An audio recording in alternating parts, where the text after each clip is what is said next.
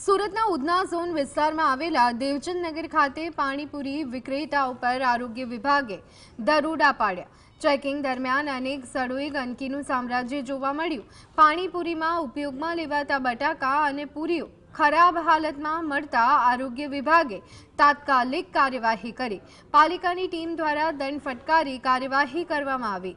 છેલ્લા એક અઠવાડિયામાં ઉધના ઝોન દ્વારા કુલ 726 સંસ્થાઓનું ચેકિંગ કરવામાં આવ્યું, જેમાંથી 282 કિલો અખાદ્ય પદાર્થનો નાશ કરાયો। આ દરમિયાન 1,27,000 રૂપિયાનો દંડ વસૂલાયો અને 27 લોકોને નોટિસ પાઠવવામાં આવી।